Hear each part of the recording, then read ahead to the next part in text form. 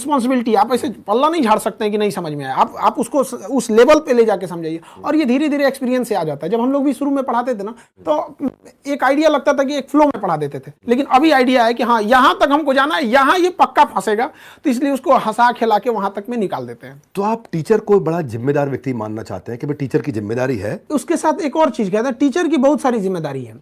आपको ये सोचना, आपको दिमाग से ये हटा देना चाहिए कि आपकी पर्सनल लाइफ से बहुत बड़े नहीं, आप टीचर बन गए ना, तो आपको आपकी लाइफ से स्टूडेंट को कनेक्ट करना है। अब पता चला हम यहाँ से एक तो आधा बाल इधर रंग दे, आधा इधर रंग दे, कहें कि मेरी पर्सनल लाइफ है, तो काहे को टीचर बन गया? आपको पर्सनल लाइफ में जाइए ना, फिल्मी दुनिया में यहाँ पे नाचे गाए, ये मतलब एक कंट्रोल में रहना चाहिए कि आपसे लोग इंस्पायर हो रहे हैं। आप यहाँ आए हैं तो आपकी एक जिम्मेदारी बनती है, सिलेबस के बाद भी एक ऐसी जिम्मेदारी है जो लाइफ टाइम उसको सिखाना है। सर्वांगीण विकास होना चाहिए उसके पास, ताकि उसको लगे कि हाँ ये हिंदुस्तान से पढ़ के गया है। कंट्रोवर्सीज भी हो रही हैं तो लोग कई बार आपको बुराई भी करते हैं, और इतनी सारी कंट्रोवर्सीज हुई होंगी आपके साथ, कोई ऐसी कंट्रोवर्सी जिसने आपका दिल दुखाया हो? एक बिना मतलब की कंट्रोवर्सी हो गई थी जो इंडिया से उसका कोई टॉपिक नहीं था। एक्चुअली एक टॉपिक चल रही थी, फ्रांस के राजदूत को बाहर निकाला जा रहा था।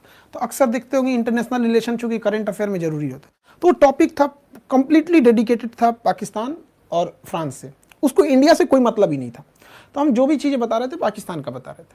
बट क्या हुआ ना, कुछ पाकिस्तानी चैनलों ने ना पाकिस्तान हटा दिया, फ्रांस हटा दिया, धीरे धीरे पाकिस्तान से इंडिया की ओर चलाया। कुछ गाने भी होते हैं, आप देखते होंगे पाकिस्तान से इंडिया की ओर आके बहुत तेजी से स्प्रेड हो जाते हैं, तो उनका था। और यहाँ बिना मतलब कि इन लोगों ने कंट्रोवर्सी खड़ी कर दी। बाद में जिन लोगों ने कंट्रोवर्सी खड़ी की थी वो पर्सनली कॉल भी किए और कहें कि सर हम वापस आपसे सॉरी बोलते हैं। हम कहे अब तुम चौपट करके एक तो बिना मतलब का काम के उसको सॉरी बोलता रहने दो भाई, ऐसे ही रहने दो यहाँ पे। बाद में धीरे धीरे रियलाइज हुआ वो टॉपिक ही इंडिया का नहीं था। तो एक होता है ना कि इंडिया का टॉपिक रहे तो बोलो तो समझ में भी आता है। मैंने सुना एक कंपनी ने भी आपको ज्वाइन करने के लिए करोड़ों रुपए ऑफर किए थे। 107 करोड़। 107 करोड़, वाह। उस वक्त मेरे पास कुछ भी नहीं था, बहुत कुछ नहीं था उस समय। आपने मना कर दिया? हाँ। क्यों मना किया आपने? उनके पास जाने का मतलब ये हो जाएगा कि आप अपनी फीस को बढ़ाइए, जो 200 रुपए की फीस है उसको 2000 करिए, फिर जाके 10,000 करिए। लड़का तो पढ़ेगा, अब जैसे मान के चलिए किसी को खानसा से पढ़ना है तो 200 की जगह हम उसको 500 भी करेंगे तो क्या थोड़ा सा कहेगा कि सर नहीं बढ़ाइए, फिर तो पढ़ेगा ही वहाँ पे। तो ये चीजें थी उनका कहना। हम कहते कि नहीं, फी अगर 200 ही रहेगा तो कोई दिक्कत नहीं, फी वो बढ़ाएंगे, कहेंगे सर हम आपको 107 करोड़ देंगे 200 रुपए की फीस में।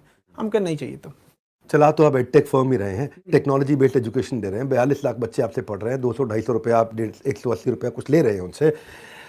तो अब आए थे अलग पांडे जी, वो भी फंडिंग ले गए, 7,500-8 हज़ार करोड़ की इनकी जो है आज कंपनी हो गई है।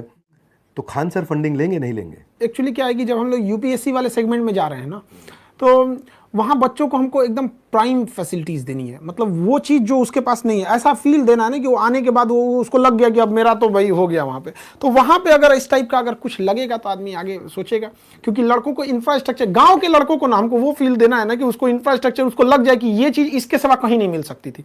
मतलब 2 से 3 लाख में मिल रहा है हमको, वो मामूली मतलब जब जैसे 2 लाख 2.5 लाख फीस को आप 8-10 हज़ार तक सप्रेस करेंगे, उससे ज़्यादा तो वो सप्रेस भी नहीं हो पाएगा। कोई भी पढ़ा लिखा सोचेगा तो इससे ज़्यादा क्या सप्रेस हो पाए, तो उस टाइम पे हो सकता है कि जरूरत लगे। But at the last and यही है कि एक गांव के लड़कों को भी हमको जहां तक जाना चाहिए। आप नहीं हिलाना चाहते हैं, मिशन के लिए जरूरत पड़ेगी तो पैसा उठाएंगे भी, लेकिन मिशन नहीं हिलाएंगे। मिशन के मामले में दुनिया में सबसे बड़ा चैनल ले जाना है और हमको ये बात बहुत खुशी हो रही है कि जिसकी वीडियो को हम देख के ये सोचे थे उसके पास आके ये बात बता रहे हैं। हमको इस बात की बहुत खुशी है कि आज देश दुनिया में इंडिया वाले का फिर से डंका बजेगा। 3-4 साल पुरानी आपने बात बताई, आपने वो हमारा वीडियो देखा, उस समय आपने शुरू ही किया था? नहीं, उस वक्त हम शुरू भी नहीं किए थे। शुरू भी नहीं किए थे। बट तो 3 साल के अंदर आप 1 लाख से 1 करोड़ 70 लाख सब्सक्राइबर पे पहुंच गए। और मैंने सुना आपको शुरू में फेसबुक भी चलाना नहीं आता था। अभी भी नहीं आता है। नहीं आता। और वीडियो आप खुद एडिट कर लेते हैं? वीडियो खुद एडिट करते हैं। मतलब 17 लोग, कई लोग कहते हैं ना कि बहुत बड़ी नहीं, इच्छा शक्ति होनी चाहिए, विल पावर होना चाहिए चीज में। तो हमारे पास कोई वीडियो एडिटिंग वगैरह की टीम नहीं है, कोई कंटेंट वगैरह। बस तो कितने दिन में सीखा आपने सब ये? लॉकडाउन में हम लॉकडाउन लग गया था तो हमारे पास कोई गांव में इंस्ट्रूमेंट ही नहीं था, और मेरे गांव में कमर इतना पानी भर जाता था, तो हम ट्रक से गए, पटना से सारा सामान लेके आए, और लाइट लगाने का जगह नहीं था तो 2 बांस काट के लाए, बांस बांधे, उसमें ट्यूबलाइट जोड़े, वीडियो बनाना चालू कर दिए। शुरुआत की वीडियो में बहुत क्वालिटी खराब थी, माइक कमजोर था, ये सब चीज धीरे धीरे खुद ही सीख गया आदमी। पढ़ाने का ये आप में जुनून रहा है। मैंने सुना वो ट्रक की जो आप बात कर रहे हैं उसमें कोई ट्रक ड्राइवर वाला आपने रोल निभाया था कुछ? वो ट्रक ड्राइवर लॉकडाउन में थक गया था, उसके पास हिम्मत नहीं कर रही थी। हम कहे भाई हम पढ़ाएंगे, अगर हम लॉकडाउन क्योंकि लंबा चला गया, शुरुआत में हम लोग को लगा था कि छोटा सा लॉकडाउन रहेगा, बट वो लंबा चला गया, तो हमारी मजबूरी थी। गांव कैसे लाएंगे? तो क्या ट्रक ड्राइवर बन गए? तो उसको कहें कि भाई जितना देर तुम चलाना चाहो चला सकते हो, रोड तो खाली है, हमको बहुत एक्सपीरियंस नहीं, बट गाड़ी चला लेते हैं, ट्रक चला लेंगे। क्योंकि पकड़े कैसे, तो हम शर्ट वर्ट उतार के गंजी ले लिए, ऐसे गमछा बांध लिए, चल दिए वहां से, ट्रक लाद के वापस लेके चले आए। एक चीज बहुत मायने रखता है कि टाइम पर, समय के पास इतना समय नहीं है कि जो दोबारा समय देगा। वाह, ठीक बात है। इसलिए टाइम बहुत मायने रखता है। वक्त नहीं लगाना चाहिए निर्धारित करने में हमें क्या करना है, वरना वक्त निर्धारित कर देगा करेगा कि आपका क्या करना है। मैंने जब आपके बारे में रिसर्च किया तो आपकी सफलता के पीछे एक लंबा संघर्ष रहा है, और वो संघर्ष में जब आपने कोचिंग खोला तो मैंने सुना आपके ऊपर बम फेंके गए। बहुत 3 बम चला दिया गया। एक तो बहुत अच्छी किस्मत थी कि फटा नहीं टारगेट बहुत अच्छा था तो फटा नहीं। वहां पे 3 बम मार दिया गया। इसलिए कर दिया गया कि लड़के लड़कियां ना आए यहाँ पे क्लास करने के लिए। बहुत सारे लोगों को प्रॉब्लम होने लगा। कई प्रॉब्लम थे कि एक तो ये ऐसा क्यों पढ़ा रहा है कि जो कोर्स 2 महीने का है, अगर वो 3 महीने भी जाएगा तो हमको जब तक लड़कों की संतुष्टि नहीं होगी आगे नहीं बढ़ेंगे। तो इस वजह से कई सारे ऐसी घटनाएं हुई थी। हमको उस दिन ठान लिए कि हम जिंदगी में कभी इन बच्चों को नहीं छोड़ेंगे। क्योंकि जब मेरे कैंपस में 15-20 कोचिंग थी और मेरे कोचिंग पे पर्सनली बम चला था, मेरे ऑफिस पे उड़ गया, पूरा धुआं हो गया था। बाकी ये सुबह 9:30 बजे के आसपास की घटना है। उस दिन शाम के शिफ्ट में कोई कोचिंग वाले ने क्लास नहीं खोला। हमको उम्मीद थी कि वो हमारा आके मनोबल बढ़ाएंगे, वो लोग खुद ही मतलब बंद करके चले गए लोग। लेकिन लड़के और लड़कियां अलग अलग हॉस्टल लॉज से उठ के चली आई यहाँ पे, लड़के लड़कियां सब, कि सर आप क्लास लीजिए। मेरे यहाँ बम फूटा था। इवनिंग शिफ्ट का हम क्लास लिए, बाकी बंद थे। जो लड़के अंदर पढ़ रहे थे वो पढ़ रहे थे, जो नेक्स्ट बैच के लड़के थे पूरे नीचे खड़े थे कि देखते हैं अब कौन आ सकता है यहाँ पे। हम समझा रहे थे, वो कह रहा था आके दिखा तुम यहाँ पे। तभी हम सोच लिए कि जिंदगी की आखिरी सांस भी होगी तो उन्हीं बच्चों के लिए होगी। और जब लोग कहते हैं ना कि फीस या ये आप इतना कम क्यों लेते हैं, वो हम इसलिए कम लेते हैं ना कि बच्चों का प्यार इतना ज्यादा देते हैं कि हमको वो भी ज्यादा लगने लगता है कि भाई वो इतना ज्यादा हमारे पे। हम उस वक्त किसी पुलिस वगैरह कुछ नहीं आया था, बच्चों का इतना मनोबल था। तो हमारे लिए एक तरह का वो भी मोटिवेशन है कि ये बच्चों के लिए। मैं सुना किसी ने आपको गोली मारने की धमकी भी दी थी कि एक वीडियो और बनाया तो गोली मार देंगे। हाँ, वीडियो हटाना पड़ गया था हमको। वो वीडियो आज भी मेरे चैनल पे नहीं है, जबकि मेरे यहाँ पे बम ब्लास्ट हुआ था वो। तो हमको काफी होता है बहुत। मैं सुना जब परेशानी आई तो आपकी जेब में 40 रुपए थे, घर जाने का किराया 90 रुपए था। हाँ, आप घर नहीं गए थे, किराया प्रॉपर नहीं था। और विदाउट टिकट आदमी सोचता है कि एक टीचर पकड़ा जाएगा तो एक और दिक्कत होगा कि बताओ टीचर है विदाउट टिकट घूम रहे हैं। तो हमने सोचा कि अब रुक रहे हैं तो ऊपर वाला ही रोक रहा है, अब यहाँ रुकेंगे ना तब जाएंगे नहीं यहाँ से। ऐसी मुश्किलें या तो इंसान को तोड़ देती हैं या सही रास्ते पे मोड़ देती हैं, और आपको हमेशा इन मुश्किलों ने सही रास्ते पे मोड़ा, और मैं बधाई देना चाहता हूं। पर मैं फिर भी हैरान हूं, मतलब कि इतना करेज आप में कहां से आता है? सर ऑप्शन भी तो नहीं था कुछ। एक चीज हम देखें कि जिनको राजा बनने का शौक है ना, उन्हें पहले गुलाम की तरह मेहनत करना सीखना चाहिए, तभी आपको कुछ करना पड़ेगा। तो ऑप्शन भी नहीं था, घर जाके क्या कर पाते। कोई बहुत बड़ा घर से तो हम लोग थे भी नहीं, एकदम मिडिल से भी नीचे थे हम लोग। तो दोस्तों ने काफ़ी हेल्प किया वहाँ पे फाइनेंशियली। कुछ दोस्तों के पास तो अपना पॉकेट खर्च आता था, तो कुछ 500-600 ऐसे दे देते थे। और काफ़ी एक चीज़ अच्छा रहता है ना, बिहार में अपना समोसा खरीदेगा तो उसके साथ सब्जी देते थे सब।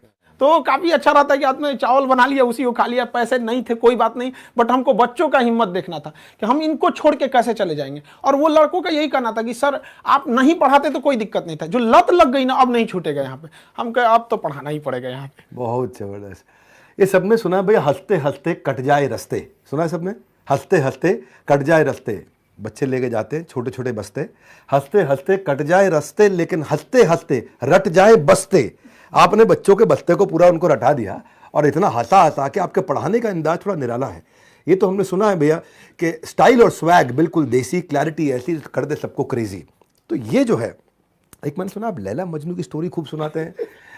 लड़कियों के चक्कर में पड़ोगे तो बहुत पिटोगे, मुस्कुराना तो लड़कियों की अदा है, इसको प्यार समझा वो गधा है तो मैं सुन रहा था आपकी बात कि तो पढ़ाते वक्त एंटरटेनमेंट होना चाहिए, पर आपने एंटरटेनमेंट में पढ़ाई डाल दी। एक फिल्म जो बनती है ना, वो 3 घंटे की फिल्म लोगों को दिखती है, बट उससे पीछे की 3 साल का मेहनत नहीं दिखता है। तो ऐसा नहीं होना चाहिए कि कोई टीचर उठ के आए और सीधे पढ़ा दिए वहाँ पे 1 घंटे। उस 1 घंटे के पीछे 3 घंटे का उनका मेहनत होना चाहिए। उनको लगना चाहिए कि ये जो लड़का है ना, इसको हमको वर्ल्ड लेवल पे कंपीट कराना है। ऐसे नहीं होना चाहिए कि आप पढ़ा के चल दिए यहाँ पे, ऐसा नहीं है। आपको क्या एग्जाम्पल देना है, लड़के का मेंटल स्टेटस क्या है। हर लड़का एक जैसा नहीं होता है। कुछ लड़के बहुत हाई लेवल के होते हैं, कुछ बहुत लो होते हैं, तो उसको मिला के चलना पड़ता है। ये बहुत ज्यादा जरूरी होता है। लड़कों को पता नहीं चलना चाहिए वो क्या सीखना चाह रहे हैं।